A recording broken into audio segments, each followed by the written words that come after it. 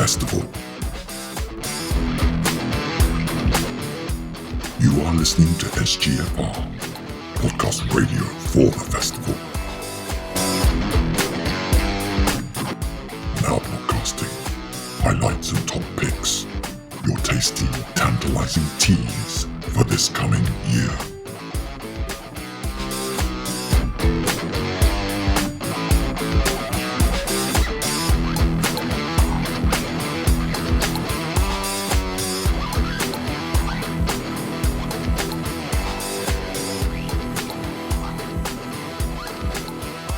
Hi, Ali. How are you? Pardon? How are you? I am very well, thank you. I am good on this delightfully sunny day in Brighton. Yeah. Ali, we all would love to hear what the Sunday market is and what you do there. Okay, so the Sunday market is a market on the Sunday at the Strange Games Festival. So good. Really good start. It's full of vendors who bring usually games or sci-fi fantasy related merchandise, whether that be clothing, dice, games, and also books. I sell books. I have done for the last 2 years, and I am back again this year, flogging my very gay, very fantasy, very spicy romances. I was going to ask more about the market, but now you've piqued our interest on these books you're selling, Ali. Okay, so I have a world called the Gods Touched Universe, in which magic is leaking back into the world and the gods are interfering in the lives of mortals. And I have a couple of series. I have one series set in Ireland called The Unleashed Fae, and I have my very first special edition has just arrived, and I have copies at the festival. And it's a hardcover with like metallic, shiny edges, and there's like exclusive art, and you take off the dust jacket, and there's not some safe for work art underneath it, and that's really pretty. And then I have some series set here in Sussex. So one is called the Arran Nixes, and it's about a group of river nixes, which are essentially river demon fae, who live on the River Arran and fall in love and get their lives interfered with the goddess Trisantona, who is, weirdly enough, she's usually associated with the River Trent, but they found down in Chichester, they found a load of coins from like a Old English hoard dedicated to her. So for some reason, she is very much a northern goddess, but also the goddess of the River Arran. And that's my nerdy plug. You've been doing a lot of river-based research. I see. Yes. All the gods and goddesses are interesting. So, and it felt Sass, who is, I believe, running the market this year, was like, sell your books. People, the intersection of queerness and nerds at the Strange Games Festival is perhaps unsurprisingly high. So that is always good fun, and there's so much really cool stuff at the market. It is amazing how many incredible creatives we have at the festival who we have attending. 100%. I spend a stupid amount of money at the market every year. So you, how many years have you done the market for? So this will be my 3rd year. I moved back to Brighton about 3 years ago, and Sass and I had sort of met briefly beforehand, and she basically went, "You are my friend now. You are coming to all these board games things," and I now have 50 board games, whereas before I had none. And my life has changed irrevocably. Yes. So the festival I'm so sorry to hear that. No, it's great. And I think one of the things I really, really love about the festival is the first time I came, I was really nervous. I was a complete newbie. I've been playing games properly for about a year. But everyone's so friendly. You can play with new people. At the info point and in the library, everyone is really friendly. Like everyone kind of knows what they're talking about, which means that if you want to try new games, you can do. And last year I was on the info point because, like a true autistic, I have special interest in my way into board games. And now at the point where I'm like, yes, ask me about games. I can tell you, I can make recommendations. But as someone who is newish to this community and new to the festival as well, it's really like the fact that I'm just here talking on the radio today is a testament to how open and friendly and welcoming everyone is. So if you're coming to the festival for the first time, don't be worried in any way, shape or form. It will be an absolutely fantastic experience. Ali, I have to ask, given that you've been exposed to board games, are board games now beginning to seep into and contaminate your creative writing? A little bit, yes. So I've started doing some chance stuff when I get stuck with a book. So that means either rolling dice and then having the dice link up to what I want to do next, or tarot cards as well. And my characters are more and more becoming super, super nerdy. So I have a series coming out next year where all of the queers are basically board gamers in some form or another, which I think will be really fun. I have a suggestion for you. Oh, here we go. Which is this. Which is this thing about taking one of your favorite scenarios for one of your favorite book series and blending it into a mini mega game.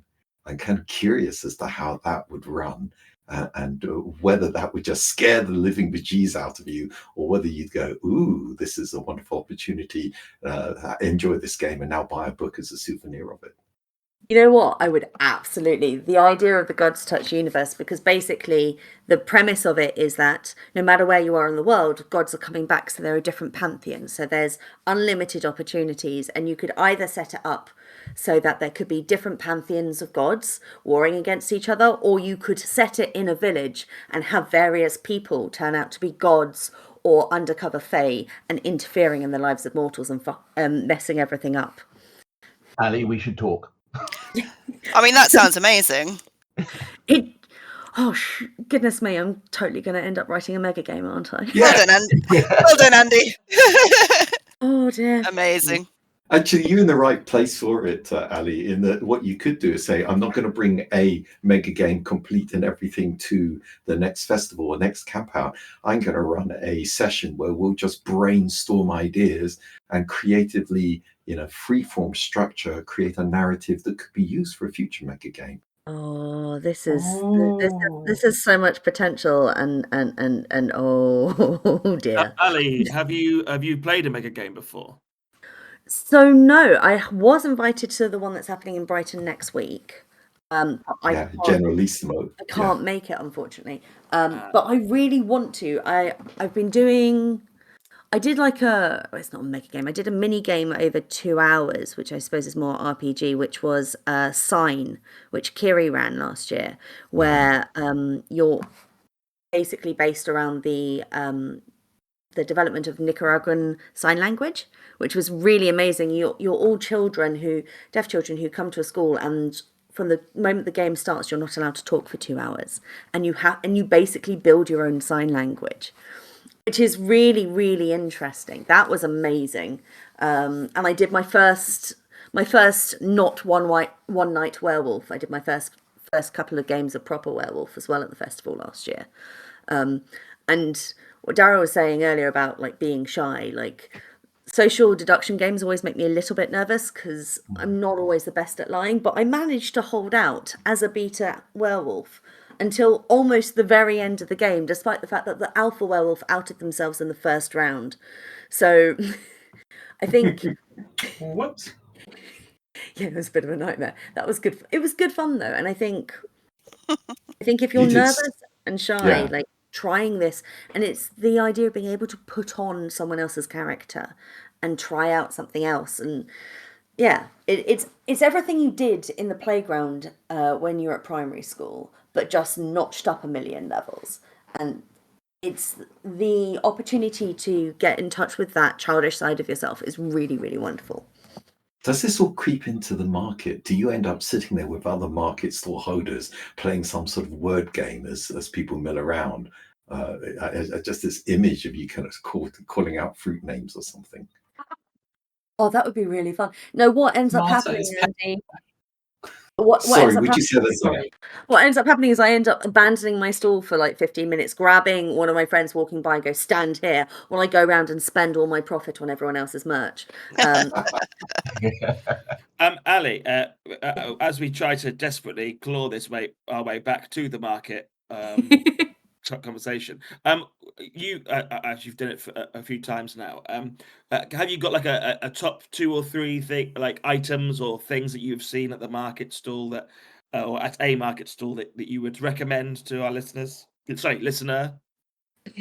Well, Len has the most gorgeous little ceramics, which I really, really like. I have ceramic axolotls that are on my desk at home, and I know that Roche is usually there with has amazing resin pendants and necklaces, often with meeples in the center, which I thoroughly recommend. There's also there are some games. I got a signed copy of Library Labyrinth, which is really cool. Yes. And there's always Phoebe's is always worth a look as well. Yeah, there's such a huge variety. Like I really, because it's only on for 2 hours.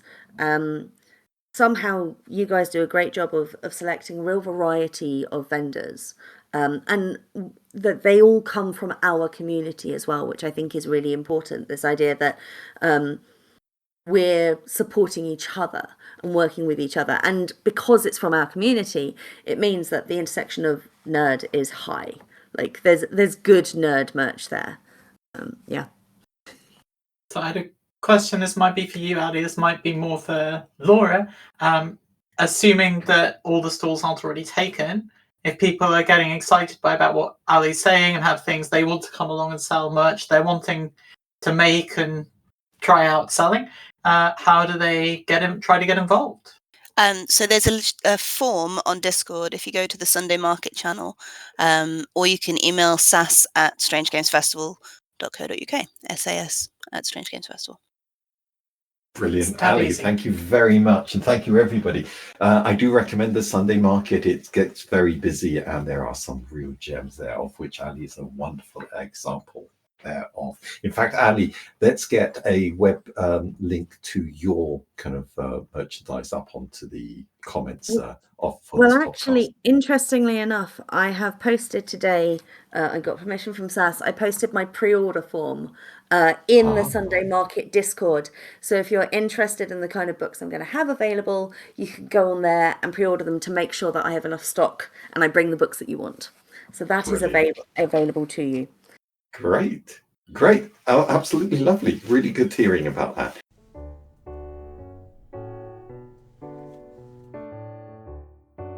You've been listening to SGFR, the podcast radio channel for the Strange Games Festival. This season's hosts have been James, Laura, Andy, and Craig. And if you'd like to come on the show, message us on the Festival Radio channel on the Strange Games Festival Discord server.